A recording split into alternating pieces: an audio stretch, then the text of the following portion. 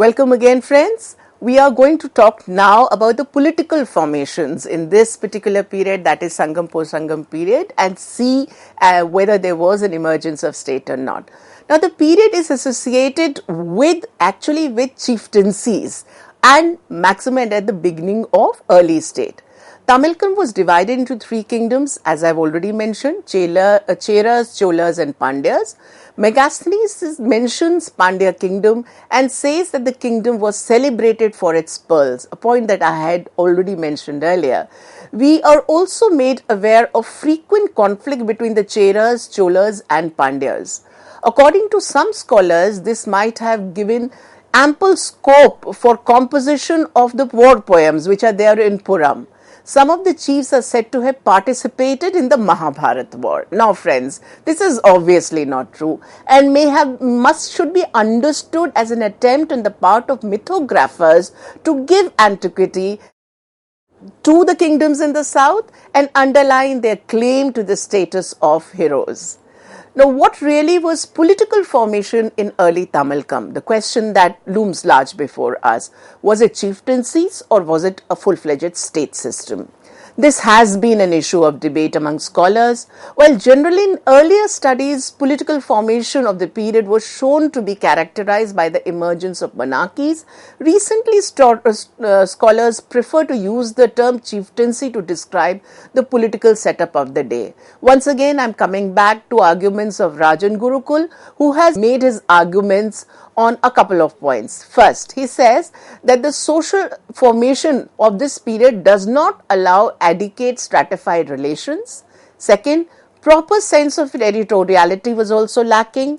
Third, though there was a possibility of agrarian operation, continuous warfare limited the scope of surplus generation.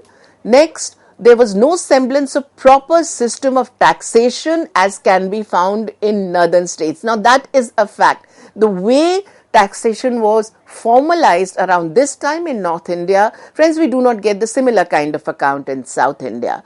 He further continues and he says trade was there, but largely prestige. Trade was in prestige items and goods, and therefore everyday trade was low and it was only growing.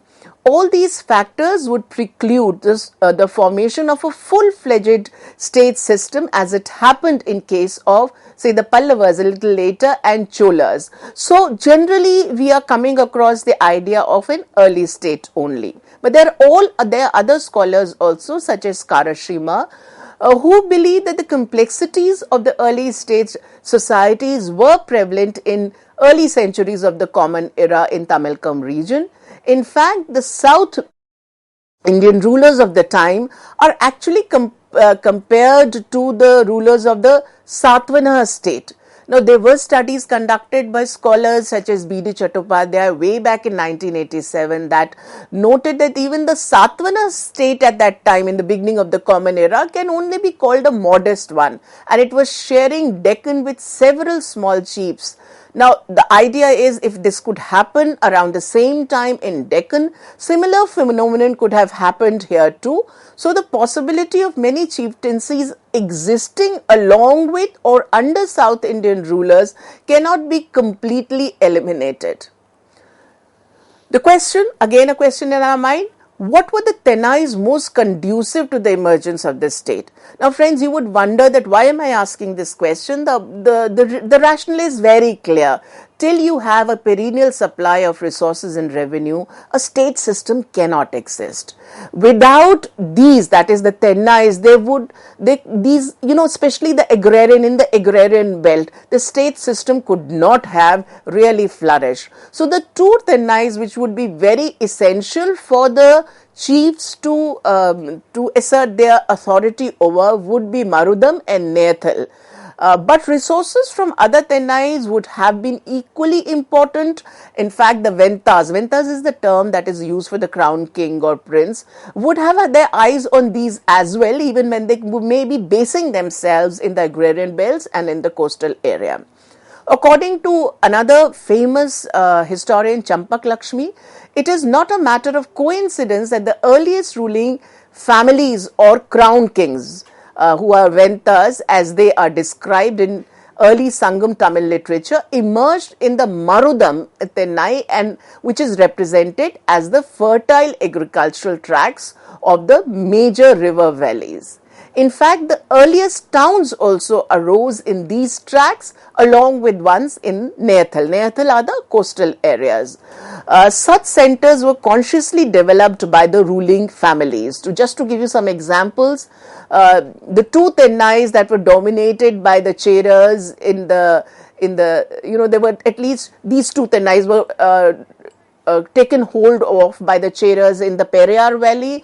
Cholas also controlled the agrarian tracts in Kaveri belt, and the Pandyas had a similar kind of control in Vagai and Tamraparni valleys.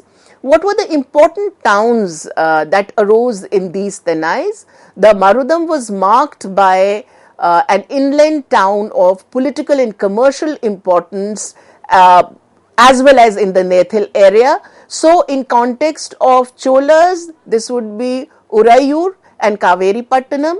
In context of Pandyas, it is Korkai and Madurai. And in context of Cheras, it is Karavuru and Musiri. These are the important. So you would find one is inland, one is in inland and one is in the coastal areas. These towns in fact represent the development of dual centers of power.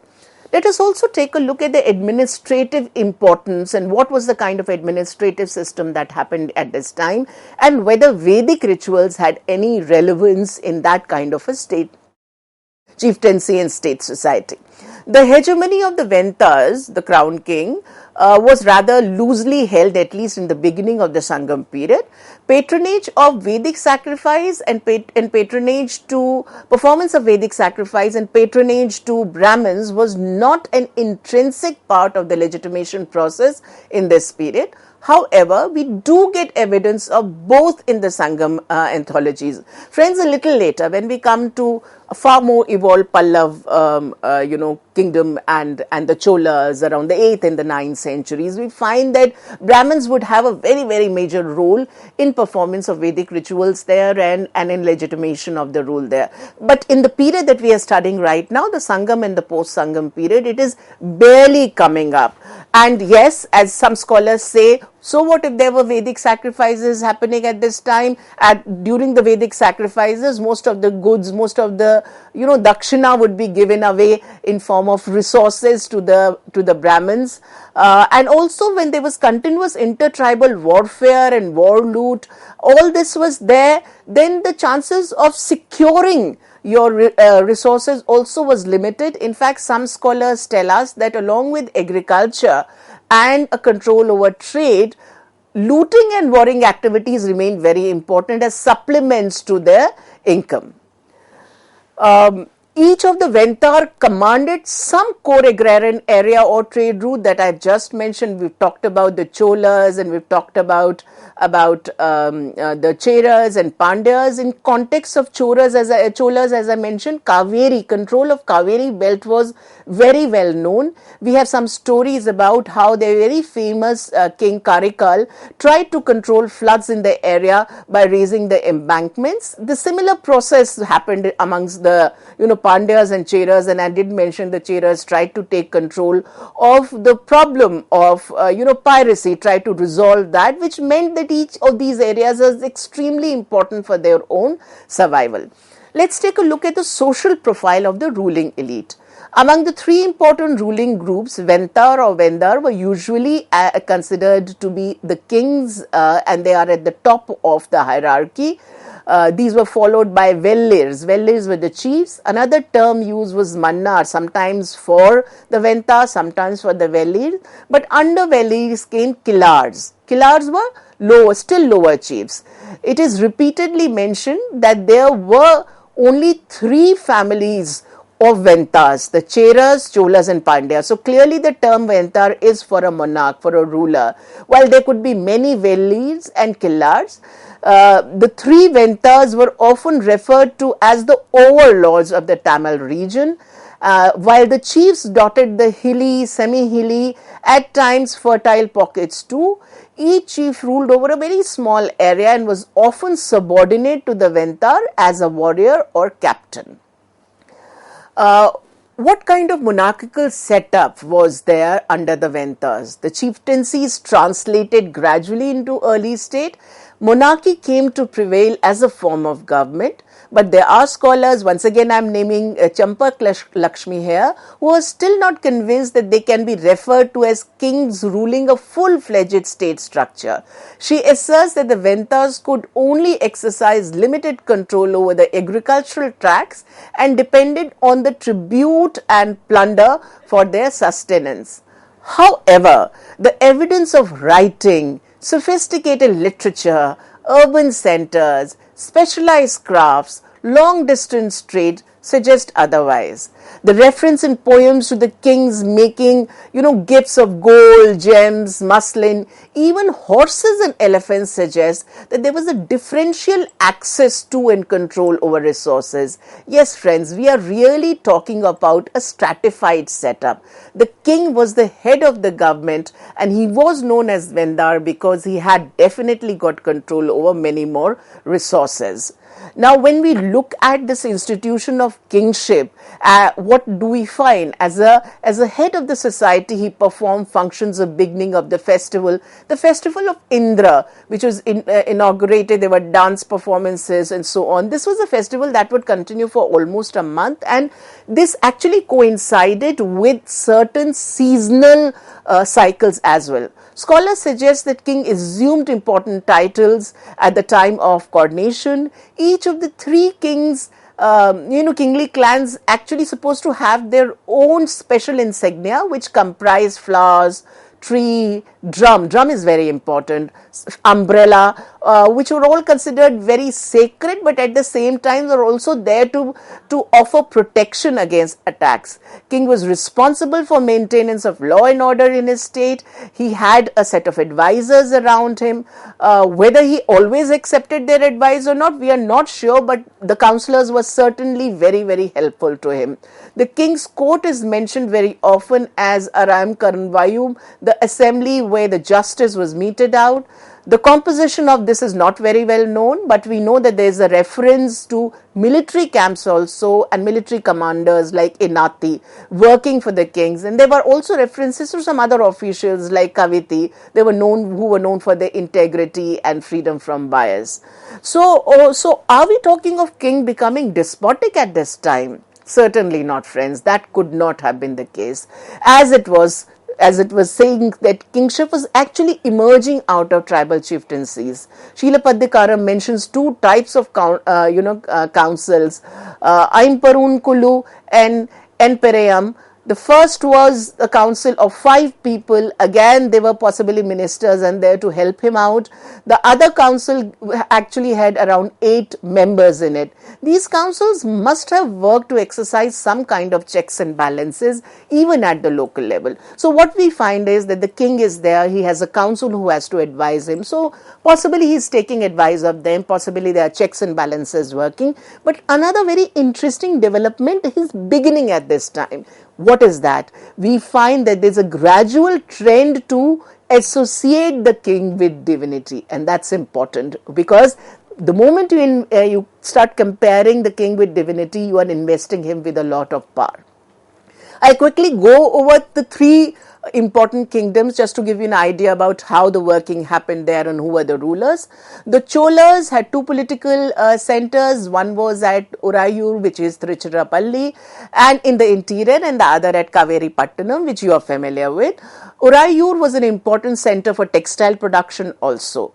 We also get to know that there were actually 2 lines of Cholas that seem to be ruling simultaneously, but by and large, the genealogy of early Cholas is not very clear, unlike that of Cheras. But one ruler, Karikal, his name stands out. We have a connected account of him and his life in Pattinapalai and other verses, we get to know that he was deposed and imprisoned early in his reign, but he succeeded in escaping and re-establishing himself as the king. Karikal is also credited with having defeated a confederacy including Pandyas, Cheras and their allies in that battle, very famous Battle of Veni. We are told that 11 rulers lost their drums and then they fled. Well, losing drum is like conceding defeat, but there was some, like the Chera ruler who was hit in his back. He decided to die in a heroic way by, committing suicide through starvation. That's one of the practices that was known at that time. Karikal is also credited with another major victory at Vahai Parandalai. His achievements, graphically narrated, show that there was an attempt to expand the territory towards north up to Pannar. Moreover, Karikal was also given the credit for reclaiming forest land and bringing it under cultivation by excavating new tanks. We also know of the fact that he raised the flood banks of Kaveri River, which basically meant that there should not be flooding in the area. So the king is making all these kinds of efforts for which he is remembered. Among the Pandyas, well, again, Pandyas were rulers in the southern territory of Tamil Nadu, including areas like Madurai, Ramanathapuram, Tirunelveli. The kingdom was situated south of the Cholas, and Kaveri River was often taken to be the boundary line. The Pandyas were rulers of the southernmost region and had good contacts with also Sri Lanka. For the Pandyas also, there is no connected genealogy, as is the case with the Cholas. Many rulers have been mentioned in the Sangam, but the two whom we remember is Peru Valudi and the other is Nedun Chelian. Both of these figure in that long poem, Madurai Kanji. Now, Peru Valudi is remembered in copper plates for his patronage to Brahmins and for performance of Vedic sacrifices. Nedun Chalian is remembered for the battle of Talaya Langanam, which he won against the three other set of enemies. Another important achievement was the capture of Milalai and Moturu, the two important Vale centers along the coast. Vale would be the one of the chiefs. So he's expanding the territory, bringing chieftains and chieftaincies under his control. He's also praised as the Lord of Korkai, the flourishing port on the banks of the river Tabrapani. Sangam poets described it. Sangam poets actually describe, Madurai as a very magnificent center. Flourishing center. Just a trivia about Madurai. The name Madurai is derived from the word Madhu. Madhu means what? Sweetness. Arising out of the divine nectar showered on the deity, on the entire city by Shiva from his matted hairs. So it's just a trivia, but this also gives us an idea of gradual pervasion of Shivism in this area. The Pandyan kingdoms anyway celebrated for the export of pearls that I have already referred to earlier. It also had a number of feudatories under the Pandyan ruler. Two of them have been referred to. Kala, we know about Kala Tikkan. He was a superintendent of pearls. He's been mentioned in the 2nd century BC Mangulan inscription. This person was also a member of a merchant guild, which also gives us an idea of how the trading and craft activities were organized. Guild system was very much there. Apart from that, we also refer to another, officer of the time who's called Kana Tikan, who is called the chief of scribes. So such the inscriptions that we have which give us glimpse into the names of the officers also help us to understand the administrative organization of Pandyas. With the Cheras were situated in the west, north of the land of Pandyas. The Cheras of the early historical period are known to have had their original center at Kadunad in Kerala. There were harbors. The the important harbor friends is Machuri and Mazuris, which has been mentioned in the Greek records, and Tondi also. And we have also mentioned how the rulers there tried to rid these areas of pirates. The Chera country was geographically well placed to profit from maritime trade via the extensive Indian Ocean network. And without that, one of the ways in which the Chera rulers, sustained themselves was the control over the Indo-Roman trade. Amongst the Chera rulers, we need to remember Sengutuvan, who is considered to be the greatest of the rulers there. Later tradition credits this Chera king also in playing an important role in establishing the cult of goddess Pattani, or Kannagi as she is called, about whom I have referred to in my earlier presentations. After the 2nd century CE, Cherapar gradually declined. Coming to the next subsection of our presentation, that is social structure. We know that this was a society in transition. Earlier, we do not get references to very stark differences on caste line. There is a poem, the Sangam poem, Puruna Nuru, which mentions the names of ancient Tamil, tribes such as Tudiyan, Panan, Kadamban, and also tells us about gradual coming of the caste system. We get to know about the interaction between North and South. Ancient Tamil texts tell us about this process of that interaction between the Sanskritic and the Tamil tradition. Tamil is the language in this area, but they also began absorbing Sanskrit tradition, and this is a two-way process. So we have the Sangam poets who were familiar with the Mahabharata and the Ramayana legends, and in fact we know about the fact that Cholas, Cheras and Pandya kings claim to have fed the warring armies on the eve of the war. We discussed it earlier. This is just a myth. The Tolika poem states that the marriage rituals were introduced in the Tamil country by the Aryas. We know that Buddhism, Jainism and worship of gods like Vishnu and Shiva also traveled from north to south. And reciprocal exchange between the Sanskrit and Dravidian languages also evident in the study of the text.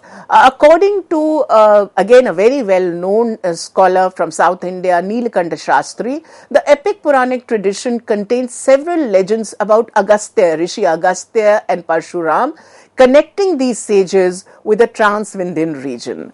So, was there no social differentiation? Now, that is not the case. We have references to apparently castes that are Arashar, that refers to, we get a sense of social differentiation. We come across terms like Arashar refers to kings, Vaishya refers to traders, and Velalars the farmers, and of course Brahmins are also mentioned. Some of them were closely associated with the court of the kings and were patronized by the ruling elites. Brahmins are described as performing yagyas, including ones on the battlefield, to ensure the safety of the rulers and also to bring about genealogies. In the Pattupattu, the sage Kapila advises kings that they should give jobs to the Brahmins who are going to be there, jobs to the Brahmins. But more important than that, friends, I would like to tell you that what is the caste system is not so important at the moment. Instead of the caste system, we come across another classification, which is Kutti. The Kutti was the clans based on descent groups and was central to the Tamil system of agricultural production. Although associated with lineage and hereditary occupation, there were no real restrictions on interdining and interaction amongst the Kuti groups, unlike in case of North India. Caste system is very much there. Well, caste system was gradually coming here also, but it was not so strong as it was the case in the North. I should just quickly tell you about the complexities that were coming even in the category of women. Women were interesting. What comes about when we discuss about women, there are women in Vijay Ramaswamy's article, we get to know that they're involved with all kinds of activities, whether it was agriculture, whether it was spinning, whether it was flowers selling, garland making, salt making. We have references to them all throughout. We even come across references to the wet nurses at this point in time. But what became more and more important was a reference to their chastity. They should be very chaste. They should be very, and this seems to be the influence coming from the north. In terms of religious practices, if we see, we have the worship of Murugan, we have the worship of Shiva, Vishnu. All this had started gradually permeating, along with that of Mother Goddess. Kotravai was a very famous Mother Goddess of the Pallai region. So the elements of veneration of the female deities coexisted with the worship of gods, some of which were local deities, some of which seem to have become a part of a larger Shaiv and the Vaishnav traditions. Especially the Shaiv tradition seemed to be dominating here. So in the end, friends, we can talk about the fact that towards the end, we can say that Sangam period is the one which is the period in transition from a tribal setup to a state society. Elements of tribal setup would be there in terms of their councils. Also of the state society, the kingship is taking hold of it. Gradually monarchs are emerging, but at the same time, patriarchy also becomes very, very important, and gradual marginalization of women happens simultaneously. Thank you so much.